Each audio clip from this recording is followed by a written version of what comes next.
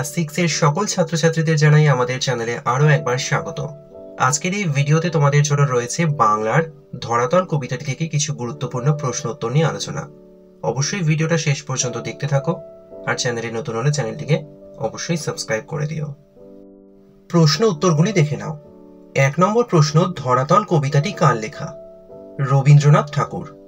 2, রবীন্দ্রনাথের লেখা একটি গীতিনাট্যের নাম লেখো। চণ্ডালিকা। 3, ধরাতল কবিতাটি কোন কাব্যগ্রন্থ থেকে নেওয়া হয়েছে? চৈতালি কাব্যগ্রন্থ থেকে নেওয়া হয়েছে।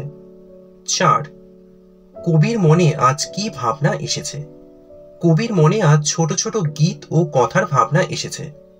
5, যেতে যেতে নদী তীরে কবির চোখে কোন দৃশ্য ধরা পড়েছে? সবুজ পৃথিবীর দৃশ্য ধরা পড়েছে। 6, সবাই প্রতি মুহূর্তে কি কথা বলছে? সবাই প্রতি মুহূর্তে যাই যাই বলে যাচ্ছে। 7, যা কিছু দেখেন তাকেই কবি ভালোবাসেন কেন? নদীপথে যেতে যেতে খুব অল্প সময়ের জন্য কবি অপরূপ প্রাকৃতিক সৌন্দর্য প্রত্যক্ষ করেন বলে কবি যা দেখেন তাকেই ভালোবাসেন। 8, কবি কাদের ভাই বোনের সঙ্গে তুলনা করেছেন? কবি সুখ দুঃখকে ভাই বোনের সঙ্গে তুলনা করেছেন। 9, সুখ দুঃখকে কবির ভাই বোন মনে হয়েছে কেন? ধরাতল কবিতায় কবি রবীন্দ্রনাথ ঠাকুর সুখ দুঃখকে ভাই বোনের সঙ্গে তুলনা করেছেন। ভাই বোনের মধ্যে যেমন বিরোধ হয়, তেমনি আবার বন্ধুত্বও হয়। একে অপরকে ছাড়া তারা অসহায় ও অসম্পূর্ণ। একইভাবে আমাদের জীবনও সুখ দুঃখ, হাসি কান্না, আনন্দ বেদনায় পরিপূর্ণ। একটিকে ছাড়া অন্যটির অস্তিত্ব আমরা অনুভব করতে পারি না। 10, গ্রামগুলি দেখে কবির কি মনে হয়েছে? গ্রামগুলি দেখে কবির মনে হয়েছে সেখানে কত প্রেম তাদেরকে ঘিরে রেখেছে। 11, পৃথিবীর দিকে তাকালে কবির কি মনে হয়? পৃথিবীর দিকে তাকালে কবির মনে হয় ভালো মন্দ, সুখ দুঃখ, আলো অন্ধকার নিয়েই এই পৃথিবী ভালো। 12, আমি যেন চলিয়াছি বাহিয়া তরণী। এখানে যেন শব্দটি কেন ব্যবহার হয়েছে?